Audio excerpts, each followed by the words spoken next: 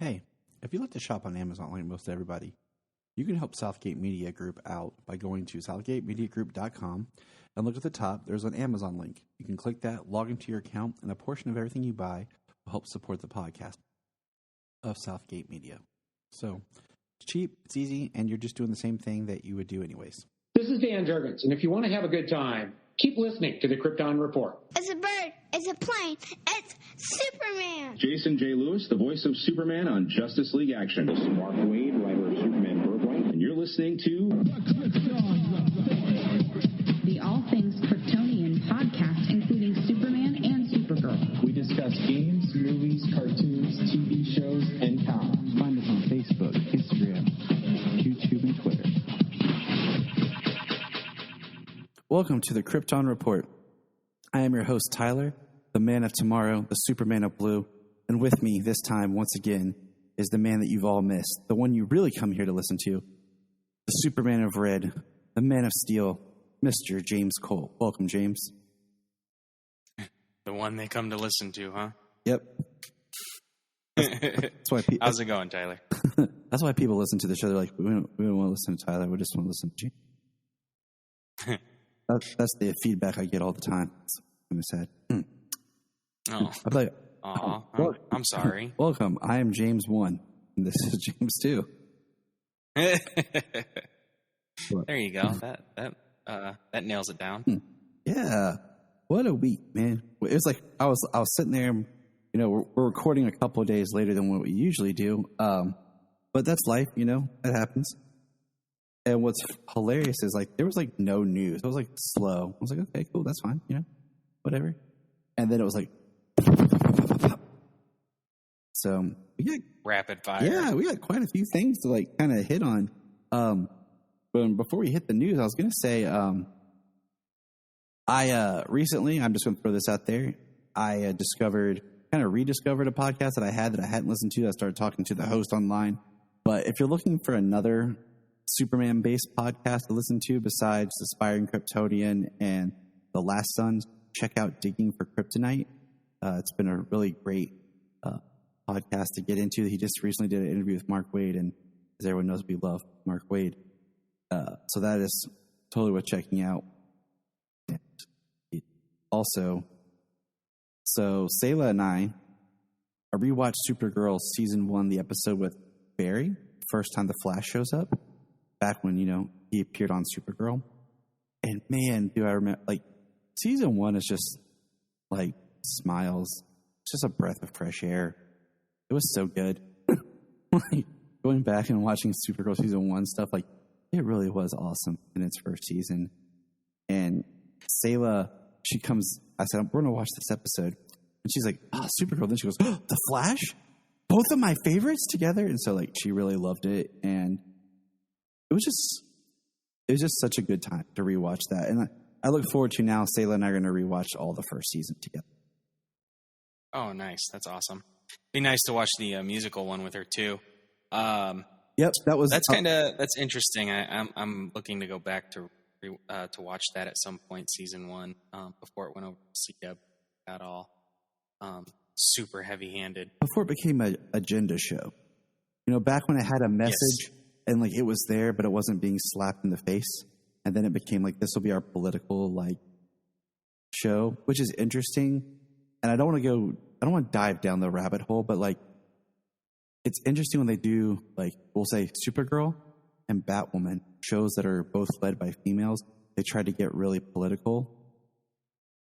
But the other shows that are more male-led, it seems like they try to be more back and just kind of let the message it's there, but it's not overhanded in your face, and it's interesting. Just dwell on that. Think about it for a little bit. But let's get into some news. Okay, we got a lot of news to go over. A lot. So we'll start with the first thing I have on my list here, and that is somebody's been listening to our podcast at Warner Brothers, and I would like a job. Just want to throw that out there. Okay? Because that's how they get ideas, is they just have people listen to random stuff so they don't have to be like Ooh, yeah. Let's pay everybody for their for the for their ideas. Maybe we should for their creativity. Let's just shut up. Like all of our cool ideas are now going to be shifted to our Patreon page because no more stealing my ideas. But no later than I had just recorded an episode with my friend Kelly after we discussed the Super Friends virtual celebration, which I will get to talk to George Newbern. That's pretty exciting. No longer, and then you and I had talked about this, that we get an announcement that we're getting a new Batman the Animated Series. And it's going to be produced by J.J. Abrams and Matt Reeves with Bruce Timm. Yeah. And, I'm excited because I went on that whole rant about we needing good cartoons again. I want it to be, if I had to pick a series, maybe more in the vein of like The Batman and Batman Brave and the Boldish, where it's fun but serious at the same time. Like, I don't want another like 15-minute episode type thing, 10-minute episodes, non-continuity. And I don't want something as dark and serious that Beware the Batman was, where they took all the fun out of it. Like there was no like recognizable villains really, except like the only episodes of that show we revisit is the Killer Croc episodes because Solo loves Croc, and there's like 2 episodes of that show with him in it. Other than that, it's just like, what is this, But I mean, Bruce Timm has the great track record of the past. I mean, more recently, it's worth noting he was behind the Killing Joke that had the horrible Barbara Gordon Batgirl segment at the beginning. Just want to point that out. Yeah, that was that was questionable material. I mean, the idea of having something a little bit more with Barbara Gordon at the beginning, I thought was good, just so that when we get into the book and what happens to her has a little bit more of a resonance. Yeah.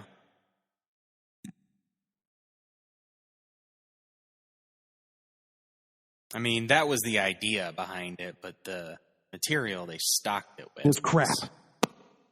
Was pretty awful. And that's all we're going to say about that. We've already talked about that. The only thing I ever said was, when people say that he's a father figure, like, no, she has a dad. Like, that's not even close to right. He's not a father figure to her. But that's the only thing people say that I can defend. Yeah. That's it.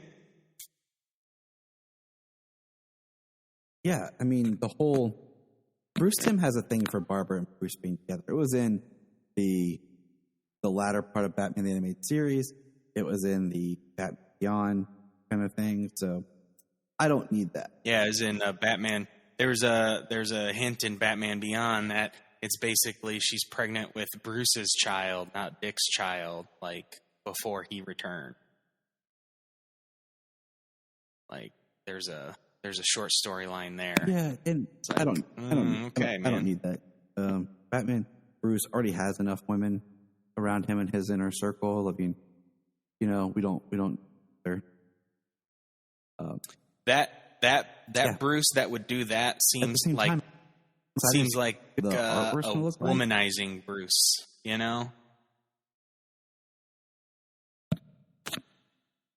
Yeah, it does. And I'm really excited to see the artwork, see what the real kind of imagery they're going to do, the animation style.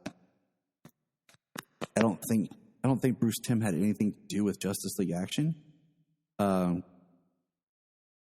So I'm he recently did the Justice League vs. Fatal 5. So we know that this is going to be kind of the first start of the J.J. Abrams influence on DC Universe that we actually are seeing, I think, more get pushed out from him. Because that's his new thing, and there's a lot of people not happy that JJ's there. I'm just going to be positive, like I always. Positive title.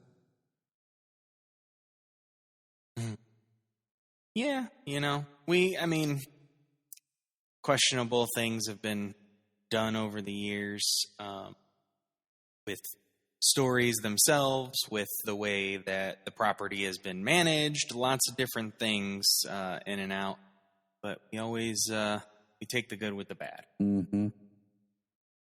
Yes, we do. Not everybody's a creative genius. I know. That's why they need to give me a job. But whatever. I see what they're trying to do here. Just force me out. It's cool. But anyways, let's move on. And guess what else we're getting? A new Superman animated series. What? I know, right? Isn't that called My Adventures with Superman? Like, yeah. It seems like it's going to be told. Just the title makes it seem like it's going to be told from other people's perspectives. Like like Superman and Clark Kent are not going to be the, I wouldn't say main character. Obviously, he's going to be the main character. He's going to be in every episode. But it's like our main protagonist is going to be like Lois. Like we're kind of following her, maybe her and Jimmy. At the Daily Planet with Clark. So. Yeah, My Adventures of Superman, and we got to see like one image frame of the artwork of what Clark, Lois, and Jimmy look like. And it looks like the animation reminded me of the recent Netflix Voltron. That's what it made me think of. I don't hate it. I'm not overly thrilled about it, but I don't hate it. But I'm just like, okay, I want to see it in motion, It's always the thing is, how does the art work? Right. Yeah, I've never seen Voltron, the Netflix one. That is a shame because that was really good. What is that? I said years ago, like when I saw the first J.J. Abrams Star Trek, and I was like, and we're in the middle of like the Transformers are everywhere kind of thing. I'm like, if you just mix Transformers and Star Trek together, you get Voltron. Why is this not a movie right now? And the Netflix series is more along the lines of how I think it should have been rebooted on the big screen. But that's very interesting. Yeah, it's worth checking out, man. Just want to throw that out there. Keep that in mind. Yeah. Someone going to steal that idea too? Huh? And then we'll jump down to this note. We had talked about this before because my kids love the super pets. We are going to be getting a dog when we move, and we're going to name it Crypto or Ace, depending on the dog itself that we pick. And we got confirmation that they're still doing the Super Pets movie, and that The Rock, a.k.a. Dwayne Johnson, will be voicing Crypto. So, awesome. My kids were both excited. And it's funny when your 4-year-old and 6-year-old are both like, oh, The Rock. You're like, yeah, they recognize The Rock. So, everybody knows The Rock. Everybody loves The Rock. Yeah, definitely. I'm just waiting for the movie where The Rock plays Jesus. He's done a lot of good voice work over the years. At least a bit of voice work over the years, and he's really good at it, as well as he's matured into a much better actor over the years. So it's usually always pretty good to have him in a movie, and especially him rounding out DC films. That's nice. Having him in there. Yeah, it seems like, I just hope that, his track record to Crypto is not the same as his track record to Black Adam. So, yeah. I don't want to wait 6 years for the Super Pets. I do not. I don't, I want to enjoy it with children when my children, not adults having children. Anyways. That's exciting. I think it's cool. Like, it'd be fun to see, and just, I'm still holding hopes for my Superboy and Robin with the Super Pets, or my Superboy and Supergirl, Super Family Show or whatever, because I need to watch something that has Superboy and Supergirl in it so my kids can stop fighting on what to watch. Yeah, wouldn't it be awesome if an animated show that we had for Superman had Superman and Kara, Supergirl, and Connor Kent and Jonathan Kent in and out of the storylines? Yeah, I mean, seeing all these super family people working together and helping each other out. I'd say just spin it out of Young Justice and go back to Young Justice the way it was before, that tonality. Because I had an interesting conversation with my brother-in-law the other day about how he said, he's like, I went back and was watching Young Justice with kids, and his kids are a little older than mine. His youngest is the same. He's got 3 girls. His youngest is the same age as Solomon, and he lets them watch a little bit more stuff than I let my kids, which is saying something. And, he said, season 3 sucked. And he's very blunt about stuff. He doesn't sugarcoat anything. And we talked about it, but basically it boiled down to is like when they made season 3, they took out the tonality that we loved as much. Because when they originally made Young Justice, like it was made for kids, but it was written with that higher level that adults could love and appreciate. But then when they made season 3, they just tried to write it straight for adults, and I think it really lost something. Plus, I didn't care as much for the characters in season. I didn't want to follow Brianna and Violet the whole time. I still wanted my characters of Dick and Connor, and again, and Artemis more than I wanted the new characters. Right. I mean, it was still fantastic storytelling and world building, but they just, they didn't follow the characters that most people would want to have seen. Yep. And we're going to continue talking about animation because, just a quick note, The Long Halloween Part 2 is going to be available in July on digital and August on physical, which is weird because Part 1 is going to be digital in June and physical on July. They have never released movies this close together. Even when they did The Dark Knight Returns Part 1 and 2 and The Death of Superman and The Reign of the Superman, they were spread out, not a month apart. Right. When is well, I'm just curious as if they're going to release any more this year because of how close that is together. Right. And releasing one in August still gives another 3 months to. It's not necessarily saying they will. We'll probably get the next one in January or something. Yeah, because usually we get 3 to 4 a year, right? It's 1 a quarter, and then for a while we had that outlier movie, Teen Titans versus Teen Titans Go, or the Batman 66, the 2 movies they did for that. There was that offshoot kind of movie. But yeah, this is interesting. Mm-hmm. So, The Long Halloween. I don't, with them releasing them this a month, I'm kind of tempted to do them. I don't know. We'll probably talk about them as they come out. I don't know if I'd want to wait and try to talk about it all together. Yeah, that would be a lot. Because the next animated movie after, because I was trying to think about how they did stuff like Comic-Con style. They would give us what comes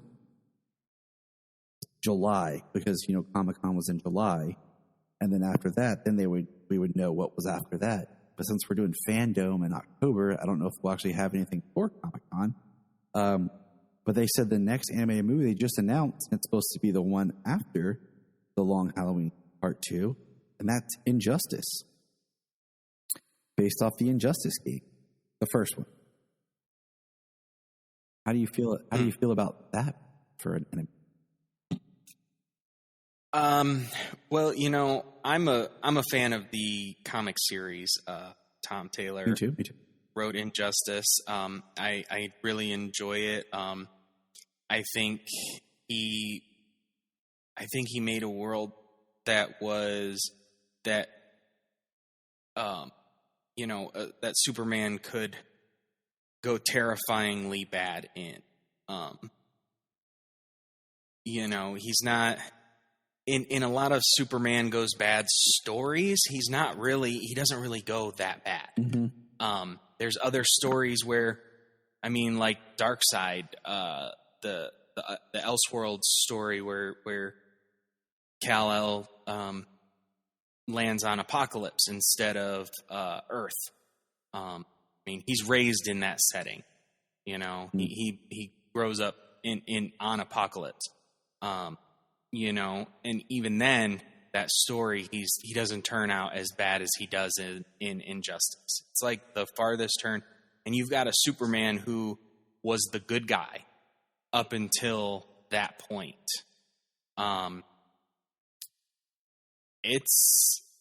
curious as to what they're going to do. How much are they going to do? We've got the story is a 5-year story.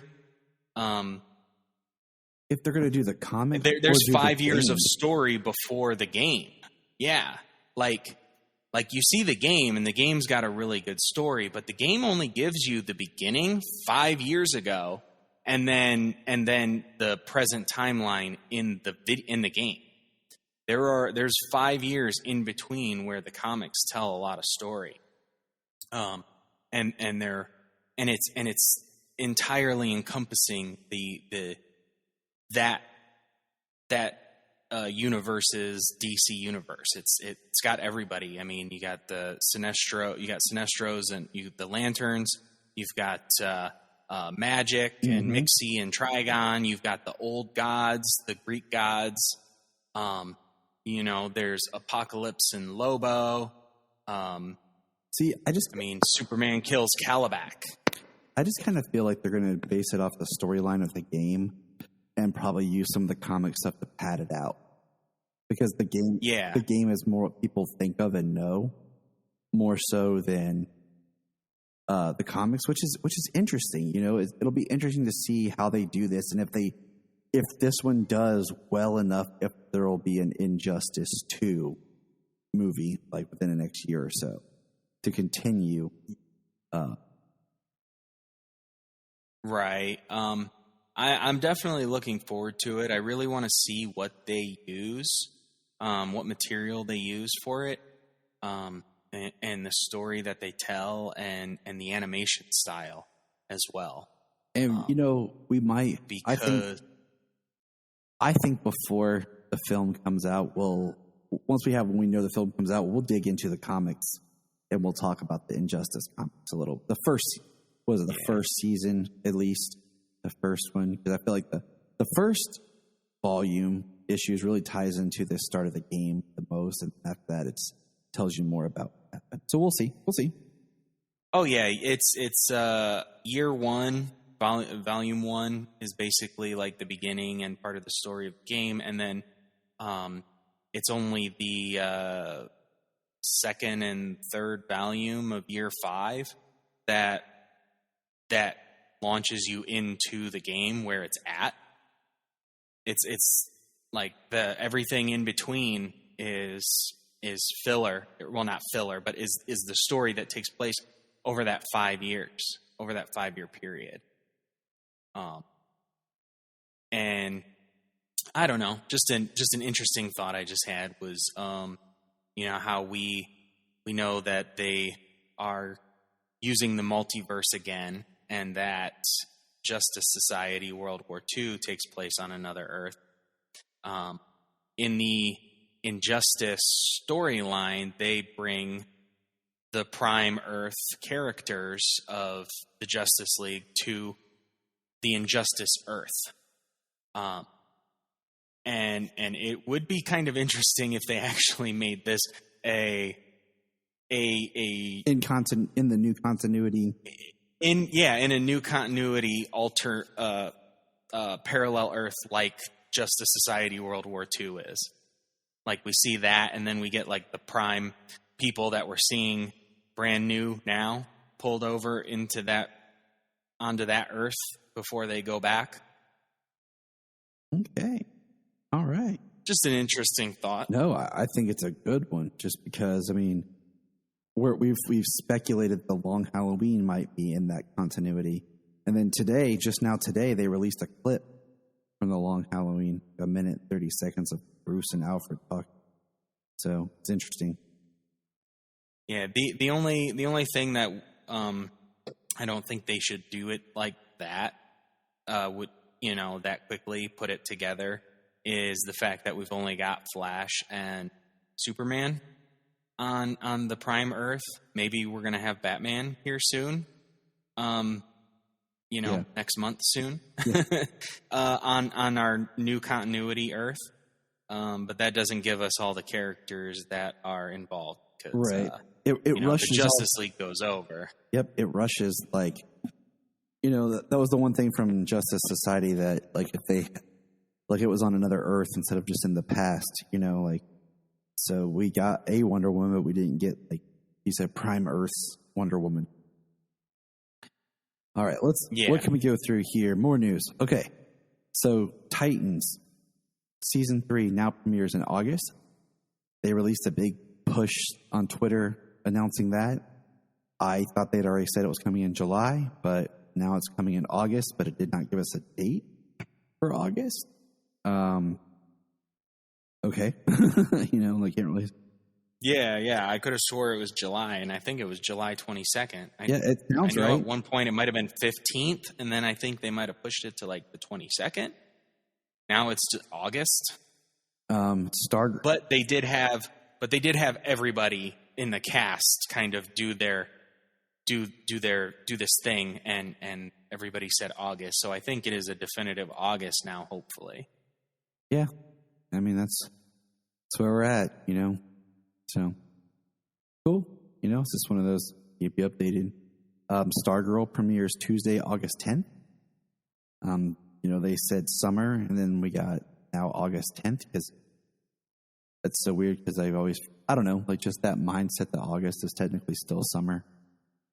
This was Solomon's last week of school, and we were looking at when we're moving, and their school starts the last week of August.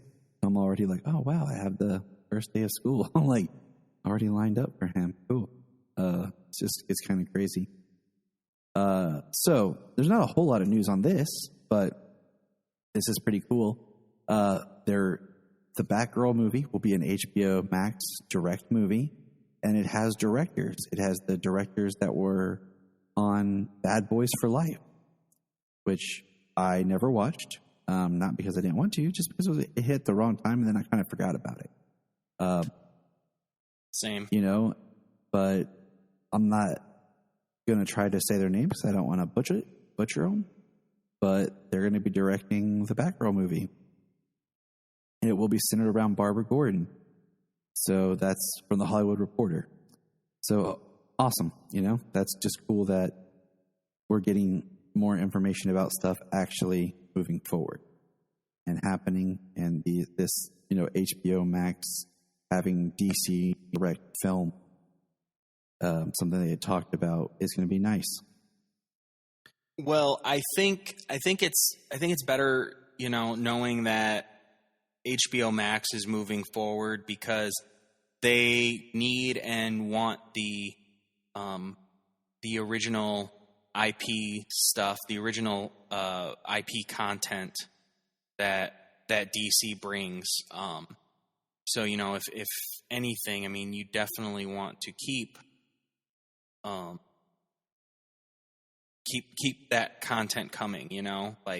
When they talk about these movies that are coming out in theaters from Warner Brothers, it's a little harder to know what's actually going to make it to production because of so many, announced projects that never came about. Yep. But hopefully, with these Max things, I mean, we've already had a few, given to us, and production on a few. So yeah, it really will be nice to actually be confident that these projects are coming out. Yeah. That these announced projects are actually going to get made. And that's the thing is, my friend said to me, he said, no movie is real until you see a trailer.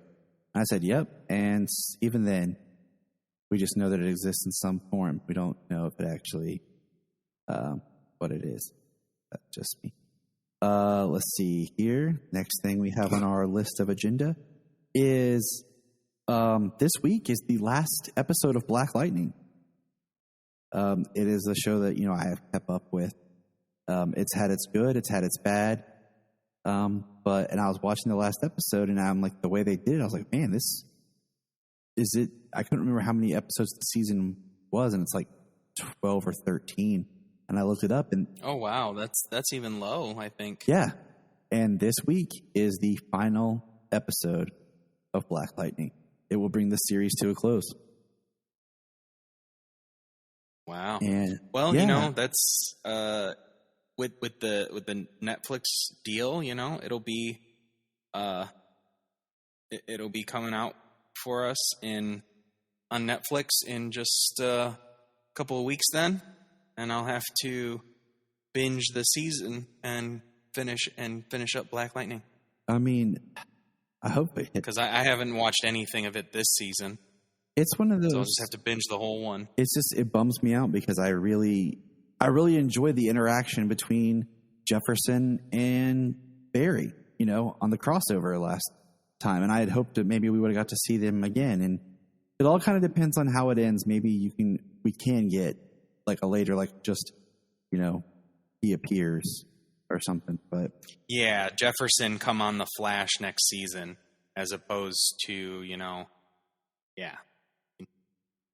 It would probably just for the fact of the way that Canada has been set up for COVID protocols and filming and everybody working, everybody doing their thing. Like, it would probably be easy to set up an episode where he comes next year and, depending on what the protocols are, it would be easier to make that happen. Oh, I say yes, and I say they need it just because of how the Flash is, about to lose Cisco, and then, Tom Cavanaugh is officially going to be done, and we need another kind of somebody for Barry. And speaking of somebody for Barry, we got our first official image of Impulse. And yes, we did. What I said to you when you sent me that image, I said that is straight up a comic book image. Like, it is right off of a cover of Impulse. Yeah. And which is cool, which is awesome because the suit looks great and everything. But the fact that it's a guy in a live action doing that and looking so jovial, it looks kind of funny. It kind of looks kind of goofy. I don't hate it or nothing, but it just looks kind of goofy. And hi, Solo. I heard him. One, the Impulse suit looks great. Two, I don't know the actor. I've never seen him anything, which is fine. But I don't know how young he is because Impulse is always supposed to be, younger. He's a kid. Like, I don't want him to be too aged up. Like, I want more of that youthful, childlike energy from Impulse. That's what makes him so great. Two, we also know that a lot of times the first official release photos of these characters, a lot of times are horrible. Thinking back to, the first Supergirl, the first Flash, the first Superman, the first, trying to think, a lot of them weren't that great. Sometimes the side characters were better, like Rain. I remember her big first photo was kind of cool. But as far as the Impulse thing goes, I heard probably the best description I've heard on it was somebody said it looks straight up like one of those when you're at Disneyland or a carnival and you get your face put on like a superhero body. Right. And then I thought about, that's just a compliment on the suit. how comic accurate it is. Then I thought about the picture we have hanging up of Solomon where we were at Disney and he got his face put on the Iron Man suit from Civil War. And I'm like, yep, that's what that picture of Impulse feels like. But I'm excited to see how they do the Impulse thing, how old they'll make him to the character, but also how far in the future he'll be from. Because originally wasn't he like Barry's great grandson, but then they made him like his grandson. They like shrunk it down at certain times. So I'm curious to see when exactly Impulse will appear in family lineage. When he'll come from, and the fact that we know that in the episode XS is supposed to be there as well.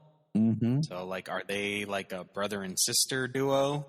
I hope not. Like, I like the grand son aspect, the next generation. But it'd be nice to see XS back. He's a great character.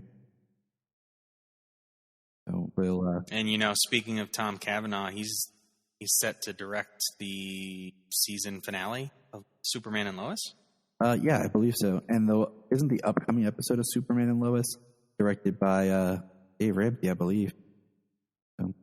One of them coming up soon. Yeah. I can't remember the. It's like Man of Steel or something with Man and Steel, like in the title, which I think is the next episode.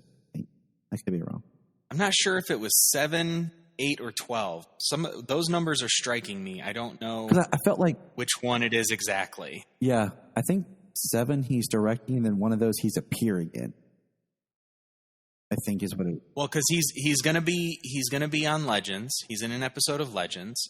He's supposed to return for an episode of The Flash. I think. Yeah, he's supposed to. He is the crossover this year, basically. His character appearing on the. Yeah. I think so. I was kind of bummed that he did not appear on Black Lightning, to really tie in the fact that he's supposed to be Lynn's brother, especially in a post-crisis world. We can make it all work. So that kind of bummed me out since they kind of recalibrated that he's actually Jon Stewart. So.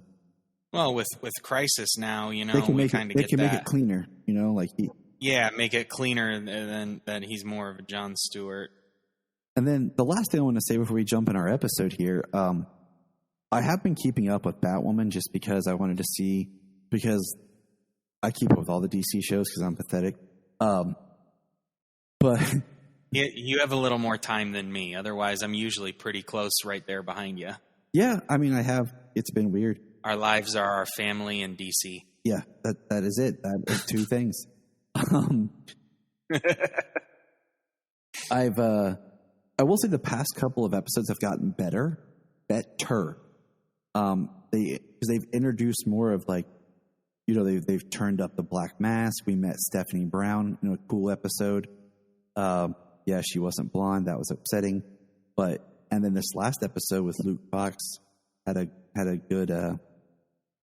good moment, and it leaves you on a cliffhanger. But then at the same time, we've seen behind the scenes that he is going to become Batwing at some point this season. So yeah, the past 2 episodes were better moving the story along, because now we have the Wallace Day as the new version of Kate and what that is and where that's going. So. Right. That one image we saw of Batwing, I was like that.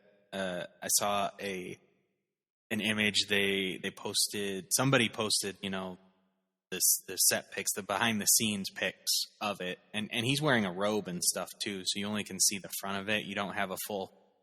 We haven't seen a promotional image for Batwing. But from the looks of it, it looks pretty cool. It looks pretty fairly accurate anyways. It's got like the blue or the silver bat symbol on the black suit. Hey guys, before we get started, I just want to say, if you haven't done so yet, but check out the Aspiring Kryptonian podcast as well as the Last Sons of Krypton podcast. Both hosted by friends of ours. Good time in the world of Superman. As we move on to our next segment, I want to address, yes, Superman Red and Blue number 3 came out this week, and I highly recommend everyone check it out. But James and I are going to wait, and we're going to really review it, and we're going to do another special where we do 2 parts together. Last time we did 1 and 2, so we're going to wait till next month and do Superman Red and Blue number 3 and 4. Just want to throw that out there to everyone so everyone's not like, oh no, where is it? It's coming. You know, it's been great, and we definitely want to keep that alive because that has been a bright, shining addition to, you know, just the Superman catalog of comics. Yeah, sure. And it has our names on the title, Red and Blue. Yeah, absolutely. Like, Superman yeah. Red, Superman Blue. I didn't think about that. But now, dear listeners, we're going to move on. We're going to talk about Superman and Lois, Season 1, Episode 6, Broken Trust. Give you a quick synopsis here. Clark reconsiders his decision to let Jordan play football. Lois' continued investigation of Morgan Edge requires her to trust an unexpected ally. That is the lamest, most nothing synopsis. Thanks a lot, Internet. I will say this.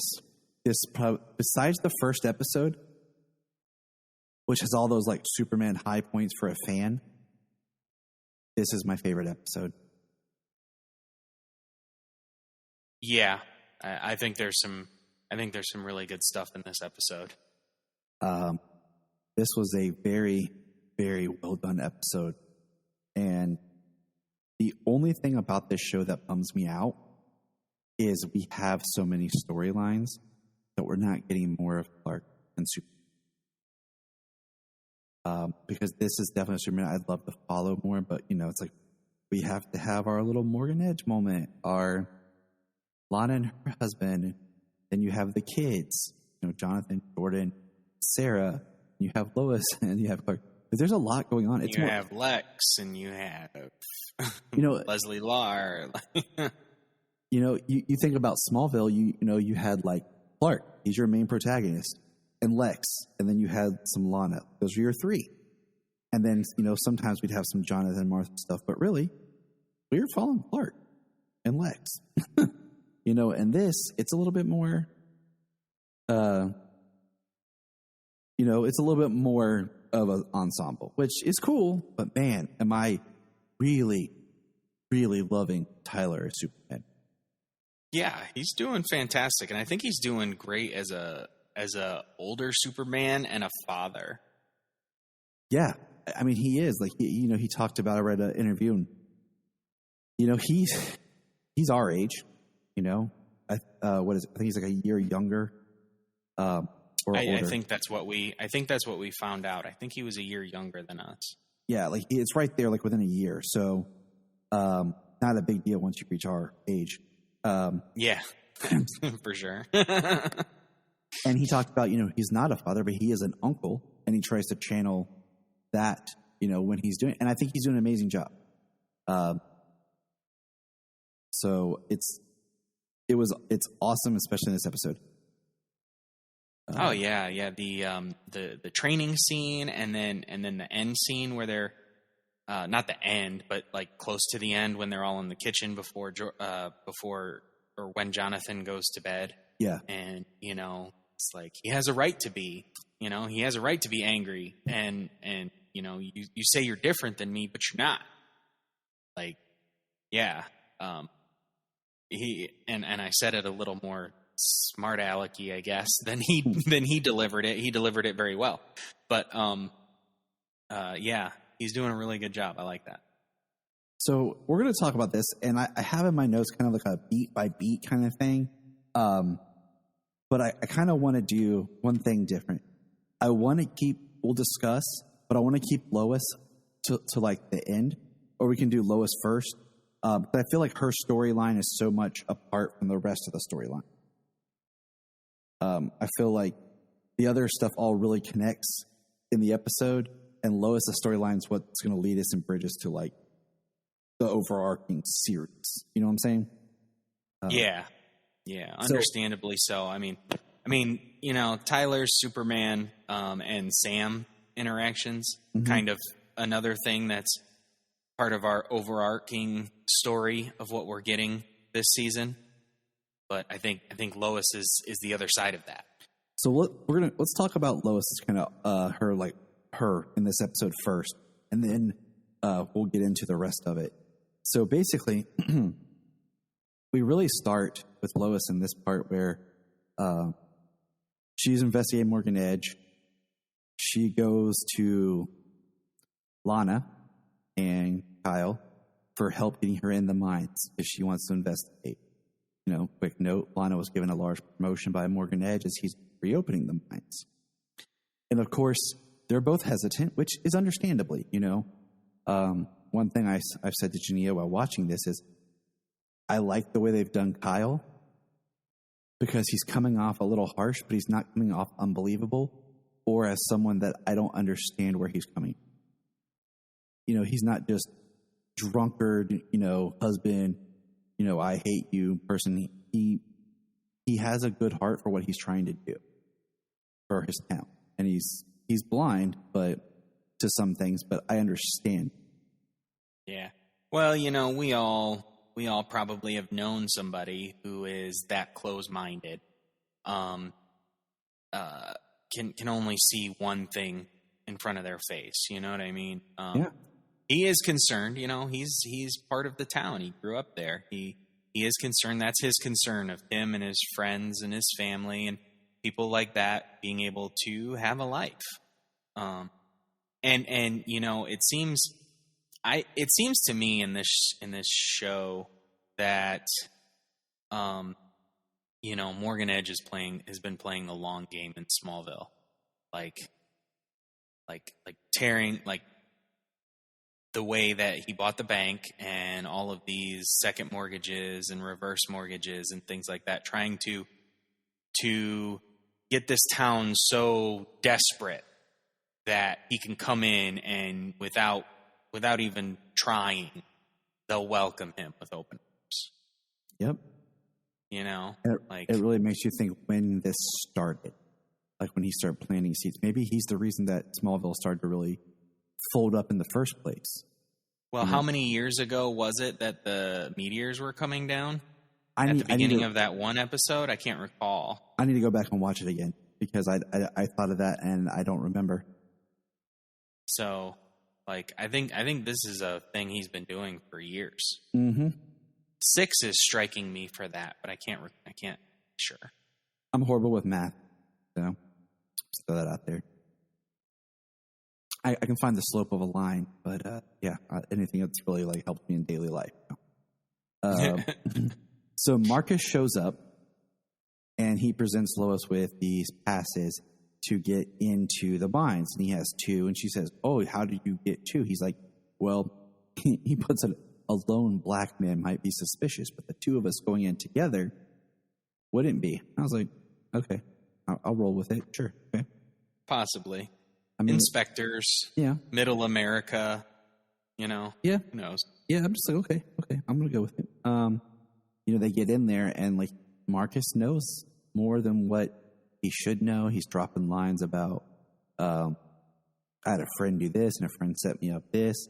Lois, of course, her instincts are kicking in. He has a saw, laser weapon thing that gets him right into, and he pulls out X-Kryptonite. He's like, "It's X-Kryptonite, the rare all kryptonite." Lois is like, "X-Kryptonite?"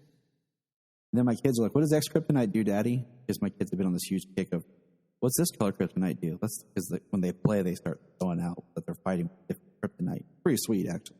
But at the same time, I'm like, well, in the comics it did this, but in TV, I'm going to give them a whole breakdown of color spectrum. Yeah.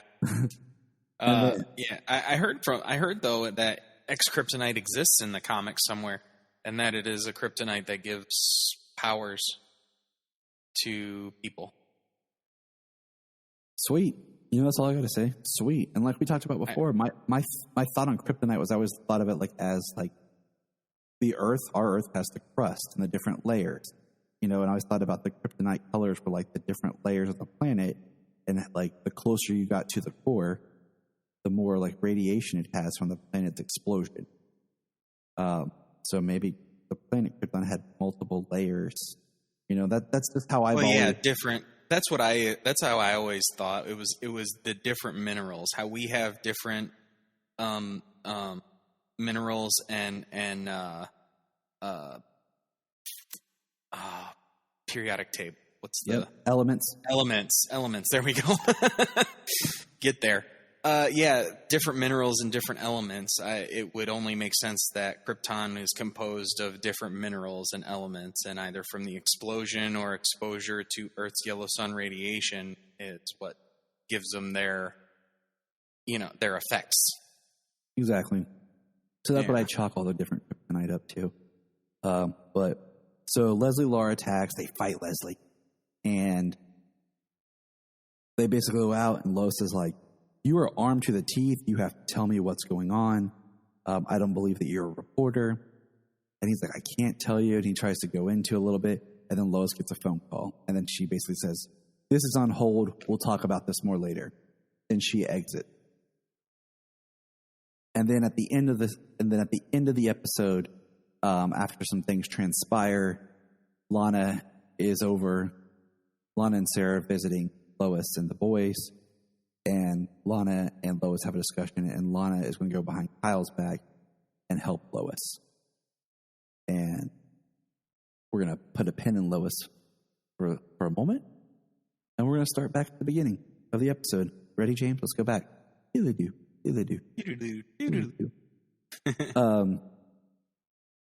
So this episode, once again, like a lot of these episodes it picks up right where the last one left off, where Tag, had come out and punched attacked Jordan, and, they're fighting, and Jordan's struggling to get to his transceivers thing that I can never remember the name for. I just always say, "Where's the signal watch?" is what I tell Jania. But, right. But he hits that sucker, and it's like, and it's like he presses the button. Like, it looks like he hasn't even finished pressing the button, and then, boom, drops down Superman. And immediately, Superman's like, he looks at him, he's like, "I'm not here to hurt you. Stop." And then Tag runs, because Tag moved really fast. Well, Tag says, "You put me in that place." Yeah, and he's trying to figure out, like, what's going on, And, what do you call it? He looks at Jordan, like, "You okay?" Jordan's like, "Yes." And then Superman goes after Tag. And this scene was awesome, first of all. I liked it. But what was awesome, so I saved this episode to watch with Jania, and Jania and I watched it together. And then the next day, the kids asked to watch it while we had lunch. And my kids, enjoyed this. They were like, Sayla got all excited, like hands over the mouth, like, "Oh no, Daddy, what's going on?" So it was thrilling to watch it with them, to see, Superman in action, Yeah, that's really cool. I know your kids are older. None of us are. Yeah, my kids are only about their tablets and their phones and stuff, so they don't sit down with me as much anymore. I get them to do it once in a while and stuff, but they're preteens now, so you have to beat them in a submission. Like, "Get over here, kid." Yeah, nope, it's family time. Come sit down and watch Superman and Lois. Get your butts in here.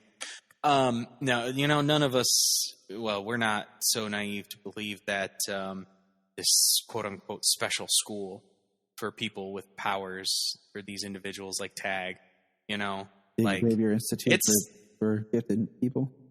Yeah, because that's what his outfit. It's not the Xavier. Yeah, it's not the Xavier Institute. It's definitely this place where they experiment on people with abilities, or they try to turn them into weapons. That they're up to no good, and he does not want to go back. He knows that they're not helping him. Which brings me to, at this part, but then at the end, why is he going to the DOD and not Argus? That's my first thought. Why has Argus not been mentioned yet? Have we had Argus? I'm pretty sure we have post-crisis. Because to me, that's where you put the metahuman, or people with abilities who are metahumans, like the general term, So I'm kind of thinking something's up, or what? I don't know. I'm just saying, just a thought. Why isn't that who Superman's getting hold of? Or who, Tag's point with. So. Right. But. Well, I mean, Superman has had dealings with Argus and stuff, but Superman's dealings have always been more military and things like that, not as black site. Yeah. As, like Oliver would have been in, why Argus was in Arrow before, Yeah. I mean, it's true.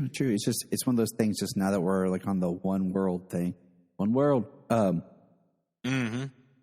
And so what happens is Tag is running and he crosses in front of a train, but he clips the train tracks. And so what happens is the train starts to go off the rails and Superman flies under, catches the train, holds the train steady, uses his heat vision to melt and fix the tracks, then puts the train back down. It was awesome. For real, it was. I was like, oh man, that is such a sweet scene. I missed that actually the first time I watched it. I didn't get home until about 10 minutes after it started. So I missed that the first time. I watched the rest of the episode and then I had to watch it on Prime when it came out. And I saw that and I was like, oh, that is so cool. He catches the front of the train so as to stop it from going out of control. Uses his heat vision to heat up the rails so that way all the bends that Tag created from hitting the rails are superheated and pliable, and he lowers the train back onto the rails and they all just kind of straighten and it continues to go. I was like, that is so much cooler than stopping a train. Right. Right. Yes, it is. And that also is like an experienced Superman. Someone who's been doing this for a while. He knows, his powers, his physics, and how to interact with people and save things. So then our next big beat is when, Jordan says, Tag talked about a video of me and seeing me and whatever, and Lois says, I hate the internet, which I thought was hilarious. Just because I hate it and I love it at the same time. But, so they're talking about the mines, okay?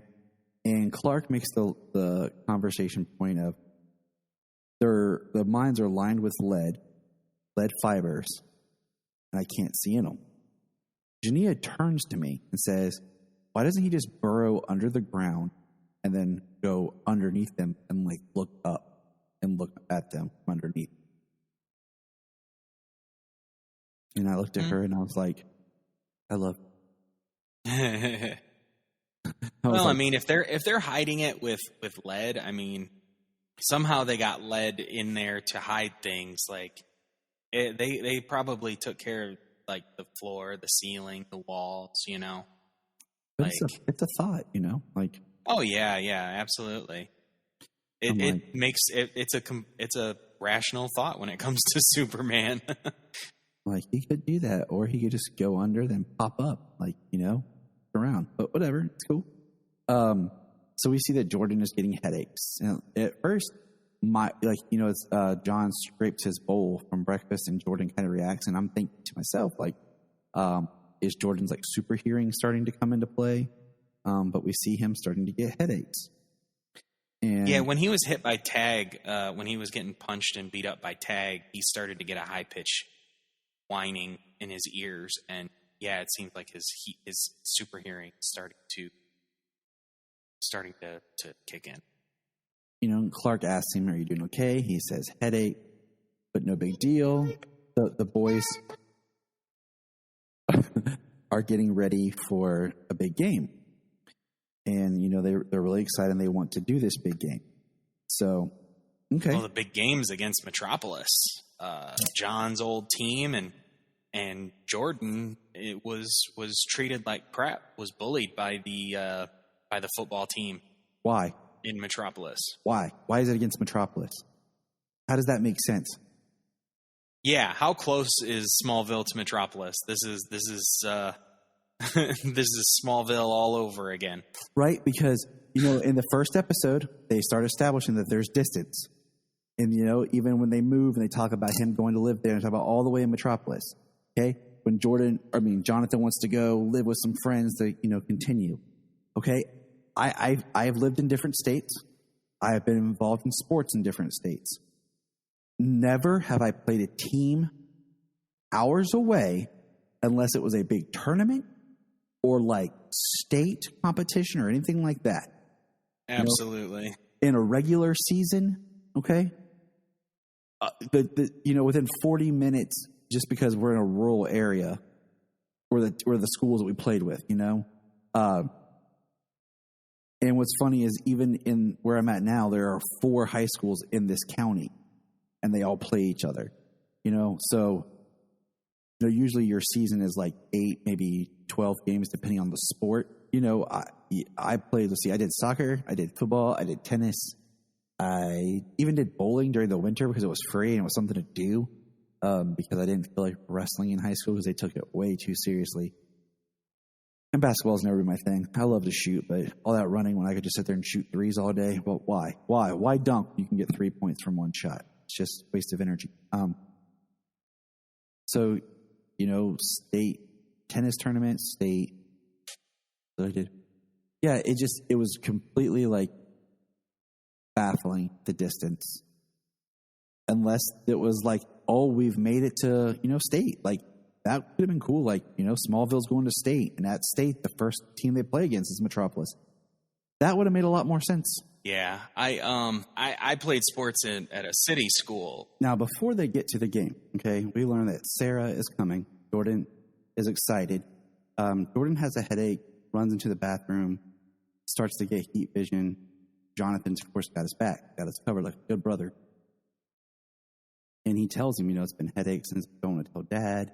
I want to play in the game. And Jordan expresses how the kids at Metropolis made him feel, how they picked on him. They made his life a living hell, and it was his time to get back at him. So I was like, okay, all right, I get it. Like, I totally get it. Like, it makes sense to me. Because we see that when Jonathan shuts his locker, Jordan reacts like as if he slammed it really loud. Let's jump ahead to when Clark is going to help Jordan learn because of his strength, his power. And he takes him underneath the farmhouse in the barn to the log. He pulls out the log. There's a bunch of like handprints on it. And he tells that's how he learned his strength, the practice he did with Hawk Kent. This was great. I loved it. But I like the 3 of them bonding. And I love when he's like, all right, Jordan, hit it. And he hits it and he hurts his hand. He's like, okay, I was going on instinct. Didn't work. And then it's Jonathan who shows Jordan how to channel his frustration by picturing that it's Cutter, I think was his name, from Metropolis. And Jordan punches it hard. And then just the scene of the pure joy that all 3 of them share was awesome. Right? Yeah. Yeah, they had, and that's another scene where Tyler is, shining as a father. He's really excited about his son being able to control himself. I mean, it is great to see how happy they all are, and I'm loving it, every moment of it. Clark gets a call, and he has to exit, and it's Sam, and they're trying to find Tag. We find out is Lana and Kyler are going on a date. Sarah volunteers to babysit Sophie, and she's going to miss out on the game. And it's great because I feel like they weren't pressing like the issue of like, oh, Sarah's still suicidal or whatever. They put their trust in Sarah, and I like that when Sarah disappears, we find out that Tag kidnaps her, talk to her. They don't immediately like go off and blame Sarah. Like they find footage of Tag showing up at their house, and it was nice. Like the parents immediately weren't like, oh my gosh, they were genuinely concerned. Of course, Lana calls Clark to see if she came to the game, And as she's talking to Clark hears the mention of tag, and he takes off. Now, back to the Metropolis game. The game is awesome. You see the boys playing. I liked it was during the day. That felt a little bit more believable than being like the big night thing, though a lot of football games are played at night in high school. It just kind of depends, especially if you're in a tournament. Yeah, you're varsity high school. The thing I feel is that the team is kind of crapped on now because the main quarterback or their starting quarterback is hurt because of Jordan's headaches, and then later on, what happens with Jonathan? Yeah, and my thing is Jonathan's always like upbeat, and like the quarterback gets hurt, and he says to the coach like, I can. He's like, I can play or whatever, and the coach is like, we ain't got no quarterback. Yeah, you do, coach. Like, why is the coach a dick? Like, straight up. Like, I'm sorry, even as not the parent of a child on the team like Clark, I would have to say something to the coach like, you're like not building up these players, these athletes. You're being a-hole, like, completely. Yeah, well, this is high school football. This isn't your collegiate level, and it's not pro level, where it's all about the winning. This is high school football, and these students are children, and they're student athletes. Student comes first. They're not getting anything out of this. Like, yeah, they might have the chance for scholarship or whatever, but they're not getting paid. They're not getting sponsorships. Like, they are playing for enjoyment and love the game. But basically, he puts John in. He's like, show me what you can do. He's like, I know our plays. I know their plays. I know their defense. To me, right there, having him as a player against this team would have been valuable for like the pre-team, like locker room, like getting in their head, learning their play. Like, 'cause then they would have had to maybe change their plays up, knowing that John's on the other team. You know what I'm saying? Like, it's strategy. Yeah, absolutely. I would have been utilizing his knowledge as a coach. I would have been utilizing his knowledge. So anyways, he goes in, and I just want to point out that I love the fact. Yeah, I mean, you're talking about the starting quarterback. He was going to be their starting quarterback. Jonathan was going to be their starting quarterback. Like, why would you not use that? Exactly. But Coach the idiot. I do like that their jerseys are 12 and 24. Like, my favorite number is 12, but 12 and 24, they're twins. It's pretty awesome. Anyways, he goes in. Of course, the Metropolis team talks back, says some smack to him about Liza. He's now, Liza's now his girl. Trying to get in Jonathan's head. The short part is they get a touchdown. Then Jordan, the second time Jonathan throws a pass, Jonathan scores a touchdown, but then the whole Metropolis team start basically dogpiling on Jordan, start beating on it.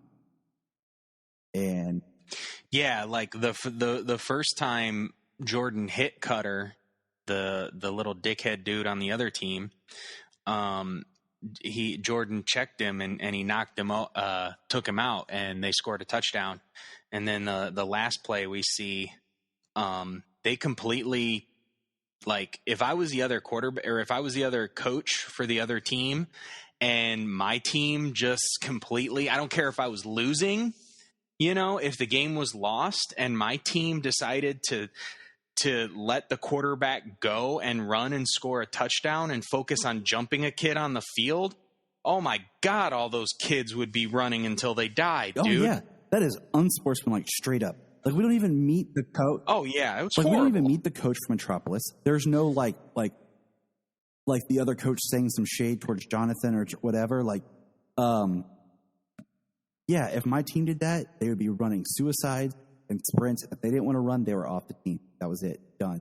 Because that's unsportsmanlike. And that cost them the game, too, of taking their focus off. But what I love about this scene is I love when Jordan starts to lose it and Clark sees it and he runs over and he just puts his hand down and says, let it out. And Jordan just lets out the glass into Clark's hand. Yeah. Dude, yeah, that was pretty cool. that was and in full epic. Yeah. That was really cool. I actually seen a comment. This is off of the show. I actually seen a comment said, so why didn't Superman do that to Zod? Talking about Man of Steel. I was like, oh my Lord. I was like, okay, here's my quick thought. One, more experienced, more powerful Superman. He's been exposed to the sun longer. He knows its powers. He knows its limits. Two, it's believable. Two, it's a child. Jonathan's power level is probably nowhere near as hot as Zod's power is. And Clark probably has more of an understanding of what he can withstand because he's experienced compared to Superman Clark, Henry Cavill, just started Superman. And this is his first time fighting another, superpower. Plus, what's he going to do? Just hold his hands over his eyes forever? Yeah. So I wasn't going to go down that rabbit hole. It's just one of those, like, it's just like, oh, why didn't he, why a Man of Steel didn't he just rip the symbol off his shirt, his chest and throw the cellophane and capture Zod that way? Right. Anyways, so that was a powerful moment. I just saw that comment and I just shook my head. I didn't even want to go down a tangent. I just wanted to say something about it because it doesn't merit. It's a stupid comment. It has no merit to get a response. They're back at the hotel, and Jordan and Clark are arguing. And Jordan makes a comment: "You get to grow up and be Superman. I'm not you." Well, yeah, Clark grew up to be Superman. He wasn't always destined to be like that. Wasn't like who I'm going to be. This is my all. I don't, he didn't know where his future was taking him, and Jordan's just being irrational. He doesn't know what's going on. It mirrors in the way of like Clark. We don't know how this Clark's powers developed or what he went. And he's trying to explain that to his son, and his son's like trying to say like how different they are. And I like that John is very much trying to be the voice of reason. He is withholding so much of his emotions, you can tell. He's trying to be there for his brother. John's life is the one that's really taking a turn down. And then when the boys show up after Clark leaves to go find Tag, and they're like, oh man, let's go get a drink and find some millennial to buy us a sixer. That made me feel old. Right. Jordan doesn't want to go. He's trying to be cool, or Jordan wants to go. John doesn't want to go. He's trying to be the voice of reason. And I'm like, all right. And then, of course, Superman finds Tag. And I'm going to do Superman. Like, I wrote this, like, based off because we have intercutting scenes. So, also, why Tag could go to Starlab. Throw that out there. So Tag is sitting there talking with Sarah, trying to tell her. Superman shows up. Immediately, he's like, I don't want to hurt you. This is what's going on. And then we hear Superman hears the soldier showing up, and he tries to tell Tag, we have to get out of here. Let's go. Haven't done anything yet. Let's go. Let's get out of here. And then the soldiers come in. Clark tells them to stand down, not do anything. So they start shooting at Tag. And Clark, boom, gets in there, jumps in front of him, takes the bullets. Then one soldier shoots him with kryptonite. Dude, this scene where he rips it out, yells, and then his eyes go red, and he just gets in their face and is like yelling, looks at them with his eyes full, and just tells them to stand down. And he, like, the acting power and just the mirroring what's going on with his son. And we're going to get that in a second. The resolve and just the ability to hold back. That's super. Yeah, after soldiers try to shoot a kid and kill him with live ammunition, and then they shoot Superman with kryptonite ammunition. Like, we saw Cavill with his eyes, where is she? But this getting right into a soldier's face with his eyes glowing red and just like composing himself and just so angrily telling him to stand down. He looks like he's shaking. Like he's so he could just annihilate all of it, but he can't. And that's what makes Superman. Oh yeah. Well, you know what is going on here is this Superman seems to not know in all of his time. He hasn't bumped heads that hard with General Sam Lane, like with General Lane. He was naive, like, to think, you know, he just earlier in the season, he realizes, or he finds out that he has kryptonite. And now he finds out that he's weaponizing kryptonite. There's bullets of kryptonite. Yeah. Because, I mean, it makes more sense when we think about the closing the gap of how long he was Superman, how before him and Lois got married and had kids, kind of compressing that timeline. Because we'll take a step further here that, you know, he goes and he faces Sam, and he says you were going to shoot him live ammunition, and Sam gets the speech. My job is to protect the American people, whatever. And he says you had a loaded kryptonite weapon, and you know, he goes and Clark looks at him, and now I know.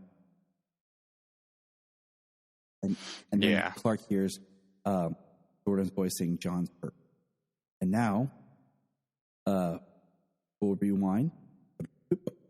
While that was going on with Clark, we have a scene set up where Jordan and John and the Smallville boys, crows with the wrong color, are meeting up with the Metropolis boys, and they start picking on Jordan, calling him short stack or JoJo, and John's trying to de-escalate, man. Like, he is like, let's go, Jordan, let's go, and Jordan just looks at Cutter in the face and pulls back.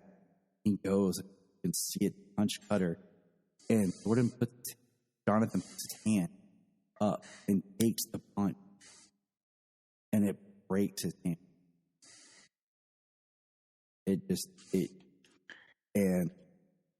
Yeah.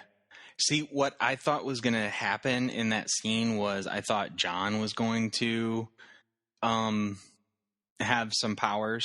I think he did. I didn't quite expect him. I think so too. You know what I mean? I think it was a glimpse of powers. It looks like he moves fast, because that's been my thing. It looks like he's inherited. Well, then also the impact when they come together makes a small ripple, a small boom. Yes. You know, and I think that was because of them coming together. But I think it was both of their strength. You know what I mean? Like Jonathan's emerging powers a little bit slower, a little bit more. I think Jonathan has speed is his biggest thing. Because it always looks like if you watch certain things, it seems like he moves quick. And I think Jonathan's powers haven't emerged because he hasn't had the emotional trauma or emotional events the way Jordan had. Because Jordan's has been processing through times of great stress and anger as he turns to the dark side. That's it. But, you know, part of me thought maybe Jonathan would jump up and punch Cutter first, you know, and take him down so that it would, you know, break the tension. He knew Jordan's about to do something. But no, he took the punch, and then you find out he has passed for 6 weeks. He maybe will lose the full range of motion in his hand, and he says, I'll probably never play quarterback again. And Jordan tries to apologize, and John just says, shut up. He says, I tried to tell you to stop, but and John has every right to be angry. Like, I've been on both sides of the emotion and the stuff that both characters are with, so I get it from both perspectives. But John has been so, like, accommodating to Jordan. It was like forever, you know? And right. John basically just lost his chance of getting what he loves most by stopping his brother. Yeah. Well, exactly. John, he's been accommodating. He's sacrificed the most. And you know, he has every right to be angry. He was the one who said that they shouldn't go out, that they can't go out, that their dad told them to stay. Jordan was the one who said, man, let's go, you know? And so he has to go with his brother because he doesn't know what's going to happen. Like, he has these flare-ups. He has emotional breakdowns, things like Triggers. that. He's got powers. You know what I mean? So John feels responsible for him. And so he has to go, whether he wants to or not. If Jordan's going, he has to go.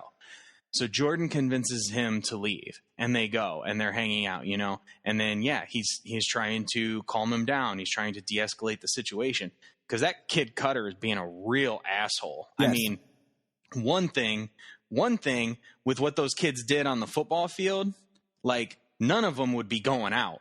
No, they'd be too tired. They'd still be running. Too tired. They'd still be running. They would be running. And they'd be running, or they'd be at home, like on lockdown. One or the other. They wouldn't be out running the streets, hanging out after what they pulled at the game. Oh, they'd be too tired to go for a walk. Like, they would be crawl. Oh, for after real. They got done running, they would have to crawl. Or you know what? They would just camp out. Yeah, after the game's over, don't even take off your pads. You're running in full gear until you pass out. You're going. You're not. They might be. What do you call it? They might be just camping on the football field because they're gonna be so tired after I got done running. So. Yeah, for real. And then he takes away by stopping his punch there. He breaks his hand, breaks his arm. He takes away his ability to play football. The one thing he had, the one thing he sacrificed, and now it's just completely gone. And then, Jordan tries to apologize, and Clark and Lois are both kind of like, we know that, but you still did wrong. And then Clark says, those feelings you have, I have them too. I get tested. He gives an amazing speech about trust. And he says, when I showed up with my abilities, everybody was afraid of what I could do, and I had to earn their trust to understand that I was here to hurt them. He says, every time I go out and use my ability, that trust is tested. And if I break that trust, it's a lot harder to turn back. And then he says, we're not so different. And that speech was great and solid. Yeah. And then we have definitely. We have real quick dialogue where Lois is like, yeah, so Marcus isn't a reporter, blah, blah, blah. We're in the mines. We found X-Kryptonite. I almost got killed. And he's like, what? Wait, what? Whoa. And he's like, X-Kryptonite? Like, yeah. Okay. Like, I would be focused on, like, X-Kryptonite. I'd be like, okay, to the fortress I go. And it's just like a bombardment of everything. And then we get the next day where we have the Lois Lana scene. And then Jordan basically has to lie to Sarah. And something like Benia mentioned is like, if Jordan, he can't tell Sarah because his secret is part of someone else's secret. And since we're in a world where Clark never told Lana that he's Superman, it's even bigger. Because earlier in the episode, when Lois is talking to Lana, she says, you guys know that I'm friends with Superman. And she's like, Superman? Why is Superman investigating? I don't know, Morgan Edge. But anyways. Right. So we have that. That's the thing, I'm still curious if she doesn't if she didn't quote figure it out and just, it's not her secret to reveal, but then again, maybe not. We have the scene in but also I'm curious about the foreshadowing of Lana says, or Lois tells her to be careful because it might be too late by the time, whatever happens. I almost wonder if Lana isn't going to get infused with X-Kryptonite and be Superwoman. Ooh, that would be interesting. That would be a cool twist and something more for her to do because, I thought about that first part where the past episode where they talk about the car accident they were in and how nobody got hurt. Lana's talking. And it's very obvious, no one got hurt because Clark's Superman. And, it's one of those things that was just the three of them talking. So Lois, Lana, Clark, where all three of them, if she knew, would know that Clark's Superman. Yeah, some of her lines, and it could just be for the fact that we know who it is, we know the history and stuff. But some of the lines she says makes you think like maybe she's dropping hints so that Clark would like finally tell her who he is, because in the animated series when we saw it, like we knew that he had abilities and stuff. Wait, was that it? Yeah. I'm trying to think. Because the animated series. Was it that she didn't know that he was, or that he didn't know that she knew he was Superman? Yeah, I'm pretty sure. It's been a while because that's in the animated series. She starts dating Lex, and I'm pretty sure that's what it was. Like she knew, but Clark never told her. Kind of like how Lois was on Smallville, where Lois figured it out, but she was waiting for him to tell her. So for a few episodes there, Clark would make some lame excuse, I was remembering that right. And she's like, "Yeah, go ahead, it's fine, Smallville, go for it." And he's like, "Oh, okay." Right. So, I mean, I would like that better, honestly, instead of her just being that naive. So we will see. And then the last major. Yeah, because some of the lines she delivers, it's kind of like dropping hints. Like she kind of knows more, like she knows. Like she wasn't told, but she knows, and she's just dropping hints so that way, like maybe one day he'll reveal, especially now that he's living back in Smallville again. And then the last major beat is when they leave. Lois says to Jordan about he has Rocky Road. What am I, 6? And Lois said, "So we're." Solomon got excited, like 6. That's me. And then they're talking, and she says, I thought these powers bring everybody closer together, but really they're driving me apart. And he starts crying. Just wanted to end. It's a real emotional moment between mother and son, and then he starts having basically like a seizure. And she says, Clark dashes in, grabs him, and just starts flying him up to the fortress. And then once he gets up in the air, he hits Sonic. See the Sonic boom. And then that's where it ends. And I'm just like, oh my God. Yeah, it's pretty cool. His super speed in, he grabs, like he comes up, and then they show a quick like X-ray vision. He can see like the synapses firing in his brain.